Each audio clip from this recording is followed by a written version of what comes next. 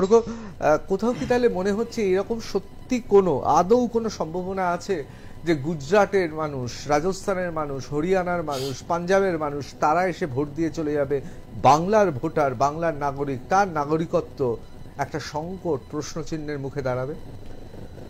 এতক্ষণ যে আলোচনাগুলি হলো তার আমি দুটো শুধু ক্ল্যারিফিকেশন, ফ্যাকচুয়াল ক্ল্যারিফিকেশন দিতে চাই। ভারতবর্ষে ভোটার কার্ডের সঙ্গে আধারের কোনো ম্যান্ডেটরি লিঙ্কেজ নেই, ঠিক আছে?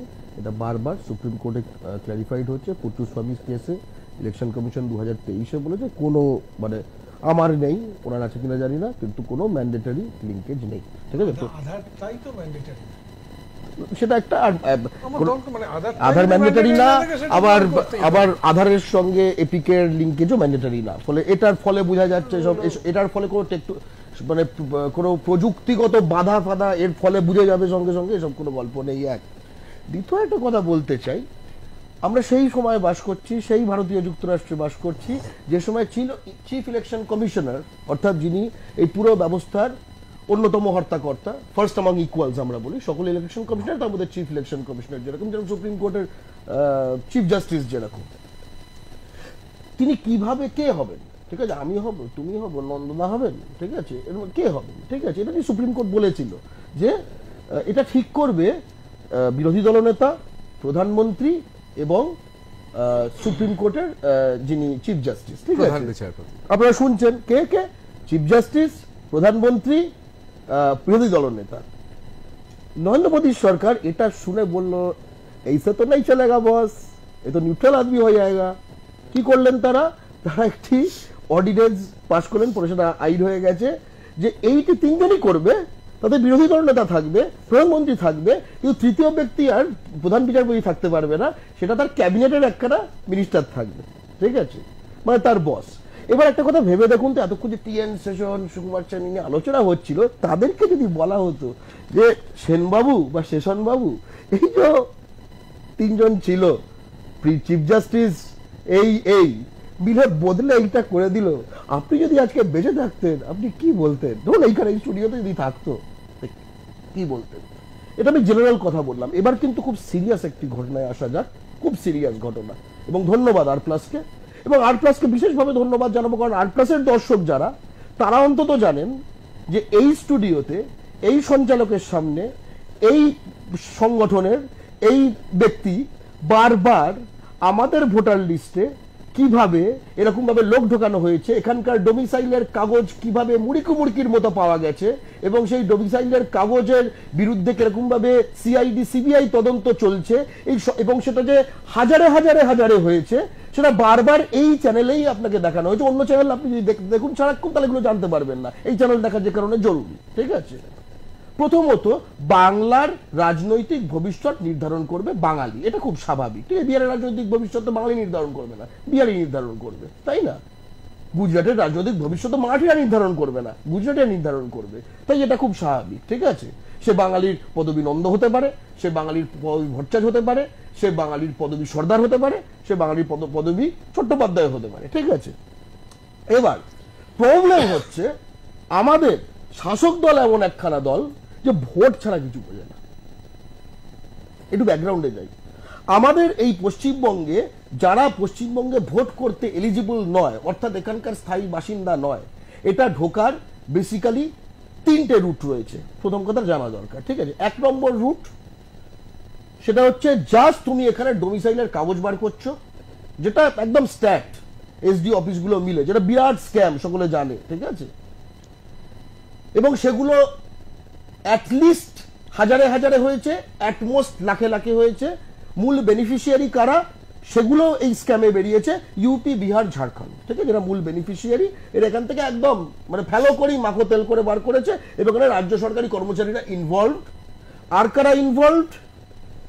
যারা পৌরসভায় এই দেশওয়ালিদের, অন্য যে দেশওয়ালি জনপ্রতিনিধি তৈরি হয়েছে, ঠিক আছে, তারা এই রিসরায়, এই ভাটপাড়ায় যারা যারা দিচ্ছে, ঠিক আছে? এটা কিন্তু সব তৃণমূলের। বিজেপি এত টেনশন হয়ে যাচ্ছে কেন বুঝতে পারছি না, ঠিক আছে? সব তৃণমূলেরই এরা লোক, ঠিক আছে? এক নম্বর। বাংলা পক্ষ বলছে তার হাঁটাও, কোনো সমস্যা নেই, ঠিক আছে? বিজেপি কেন বাংলা পক্ষ রোহিঙ্গাটাও বলছে কি 100%? আমি বলছি তো, মানে রোহিঙ্গাও বলা রোহিঙ্গা হাটাও, বাংলাদেশি হাটাও, যে মুসলমান বাংলাদেশি, ঠিক আছে, তাকে হাটাও এখানকার ভোটার লিস্ট থেকে, যদি থেকে থাকে, ঠিক আছে, একদম ক্লিয়ার। 2, সেকেন্ড রুটটা কি, এই যে বিজিবিএস হলো, ঠিক আছে, এত কিছু হয়েছে, এত কিছু হয়েছে। বাংলা পক্ষ তুমি হয়তো লক্ষ্য করে দেখবে, আমি তোকে পাঠিয়েছি হোয়াটসঅ্যাপে, গত কয়েক সপ্তাহ ধরে পানাগড়ে হোক, হলদিয়ায় হোক, ঠিক আছে, খড়গপুরে হোক, বড়জোড়ায় হোক, গিয়ে দেখছে যে ঠিক ঠিক করছে কর্মী, কেউ বাঙালি না, ঠিক আছে, কয়েক লক্ষ।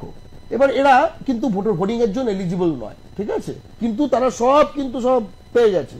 ওকে, তৃতীয় রুটটি নিয়ে মমতা বন্দ্যোপাধ্যায়ের মাথা ব্যথা হয়েছে, এই যে তৃণমূলের কর্মী সভায় যেটা নিয়ে এত বিতর্ক হলো, সেটা হচ্ছে একদম বৈদ্যুতিন ঝিংচাক, ঠিক আছে।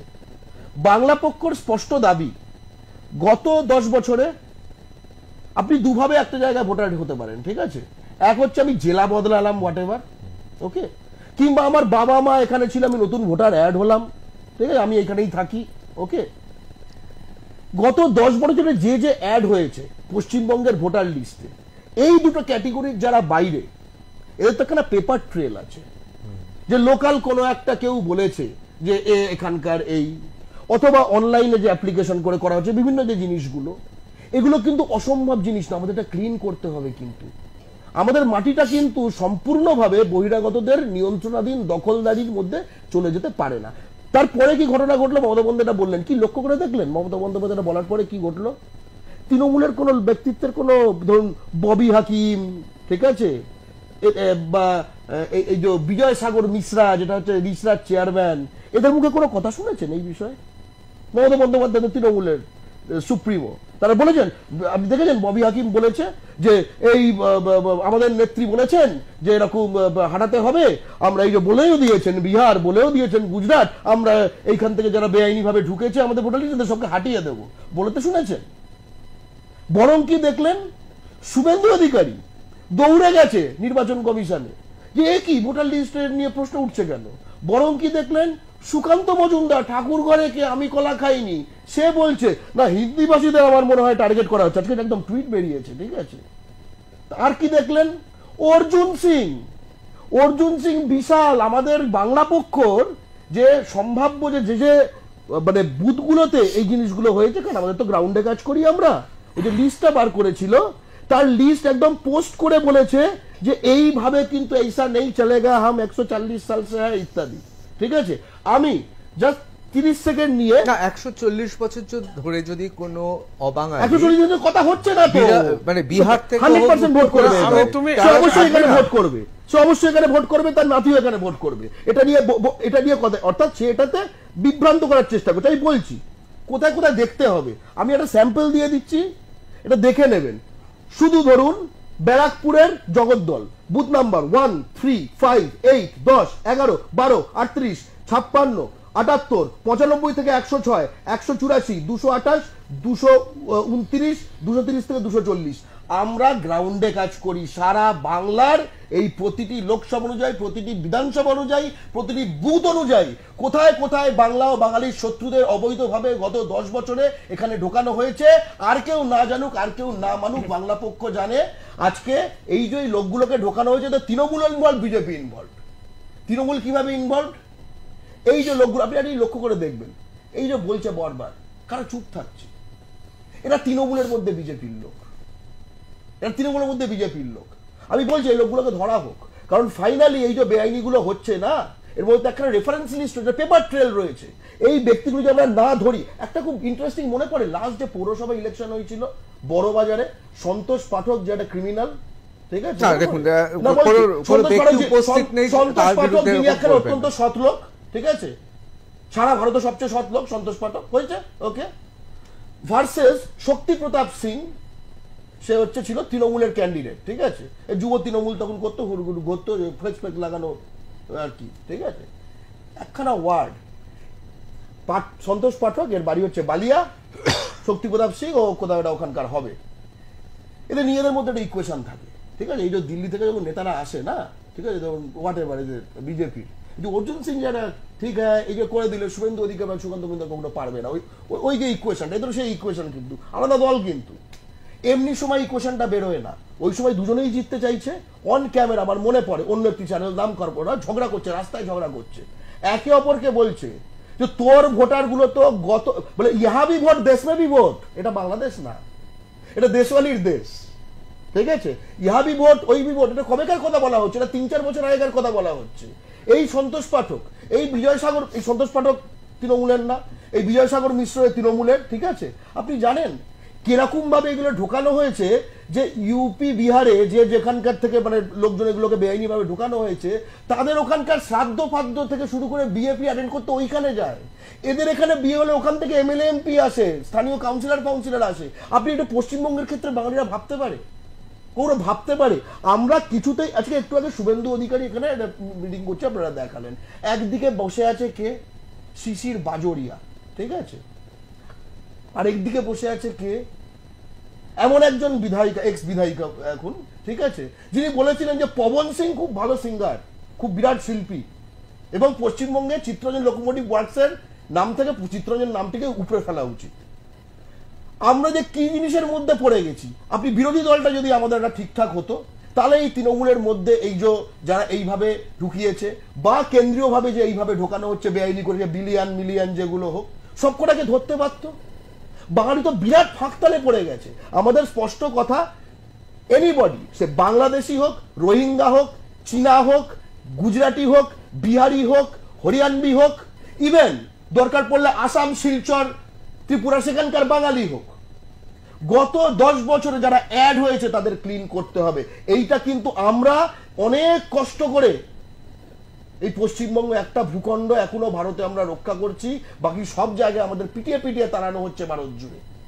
গত কদিন আগে ছিল নেলি গণহত্যার দিবস, ঠিক আছে, যেখানে এই স্বাধীন ভারতে 1971-এর পরে সারা বিশ্বে সবচেয়ে বড় বাঙালির ওপর গণহত্যা হয়েছিল এই ভারতবর্ষে, ঠিক আছে? সেইখানে আমাদের কিন্তু ভাই বাঁচতে হবে এই জায়গার নিয়ন্ত্রণ। তৃণমূল কি ভয় পাচ্ছে?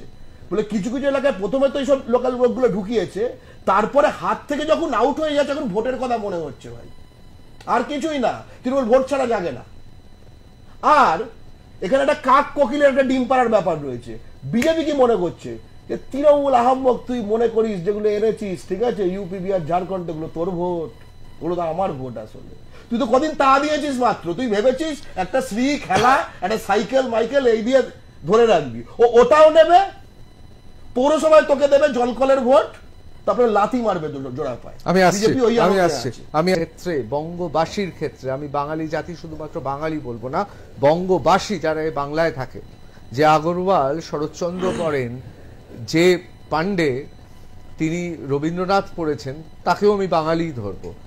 বঙ্গবাসীর কাছে এই 10 বছর বা 15 বছরের এই ভোটার লিস্টটা ঠিক করাটা এই মুহূর্তে জরুরি, আশু কর্তব্য জাতির কাছে অত্যন্ত বেশি। প্রথমে একটা কথা বলে দিই, আমি বাংলাকে আপন করে নিয়েছি, ঠিক আছে, আমি এখানে বাস করা শুরু করেছি। এইটা কিন্তু বাংলার ভোটার হওয়ার জন্য ইনাফ না, এর প্যারামিটার আছে। এই সব গোল গোল কথা বলে লাভ নেই। আপন করে নিয়েছি, রবীন্দ্রনাথ পড়ি, ঠিক আছে, এই রবীন্দ্রনাথ পড়ি বলে তো কেউ ভোটার হবে না, না, ঠিক আছে? এবার প্রথম কথা এটা বুঝে নেওয়া দরকার। কম সময় আছে, না কম সময় আছে, ঠিক আছে? তাহলে আমাদের এই একদম যে মেথডটা, তার প্রতিটি স্টেপে এবার কিন্তু বাংলা পক্ষ অবজেকশন দিতে শুরু করবে, ঠিক আছে? আমাদের যেখানে যেখানে সংগঠন আছে সকলকে বলছি, যেখানে যেখানে এই তৃণমূল বা বিজেপি, তৃণমূল বোধহয় একটু অ্যাক্টিভ হবে, এখন ওপর থেকে ঠেলা পড়েছে, ঠিক আছে, বিজেপি তো আনন্দে আছে, ঢুকেছে গুজরাট বিহার থেকে, তো আমি আর গুলোকে বার করবো ওখান থেকে, যা হোক, ঠিক আছে, তুই বার করো, তুই বাংলাদেশি বার করতেই নাম, তাই করতে নাম, রোহিঙ্গা বাংলাদেশি তাই করতে নাম, তো হাউমাউ করিস, আমরাও হাউমাউ করি, ঠিক আছে? এই তো ববি হাকিমের বিরুদ্ধে যখন ও বললো যে উর্দু 50% বলবে, বাংলা পক্ষ নেমেছিল, বিজেপি কিছু নামেনি, এইখানেই আমরা স্ট্রোক করেছি। এবার কথাটা হচ্ছে কেন ক্লিন আপটা দরকার, এই যে না বাঙালি নির্ধারণ করবে বা বঙ্গবাসী, যেভাবে তুমি একটু ঢাকাঢুকি করে বলার চেষ্টা করো, প্রশ্নটা হচ্ছে ধরো যদি এরকম হতো যে ধরো একটা স্টেট মহারাষ্ট্র, সেখানকার মারাঠিরা 55% চাইছে একটা দল থাকুক, 45% চাইছে আরেকটা দল থাকুক, কিন্তু বহিরাগতরা পার্সেন্টেজ বেড়ে বেড়ে বেড়ে এমন হয়ে গেছে যে তারা ভোটার লিস্টে আর কি, তারা এই 45% মারওয়ারির পক্ষে দাঁড়িয়ে সরকার বদলে দিল।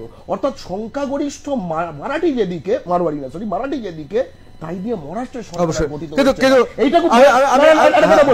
এইটা খুব ভয়ঙ্কর মুহূর্ত হবে, ঠিক আছে? তারপরে বাঙালি আজকে ধরো ৭৭ থেকে যখন চেঞ্জ হয়েছে, সংখ্যাগরিষ্ঠ বাঙালি চেয়েছে বলে হয়েছে। 2011 যখন চেঞ্জ হয়েছে, সংখ্যাগরিষ্ঠ বাঙালি চেয়েছে বলে হয়েছে, খুব স্পষ্ট। ঠিক আছে, এইটা যেন আমাদের কখনো মিস না হয়।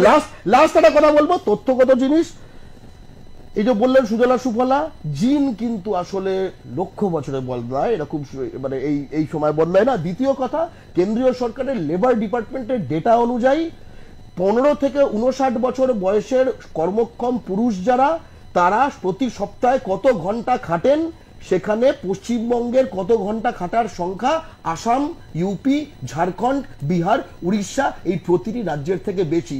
আমরা যেন এই কথাগুলো দিয়ে চর্বিত চর্বণ দিয়ে আমাদের নিজেদের আর ছোট না করি। বাঙালি প্রচন্ড খাটে। আমি একবার দ্রুত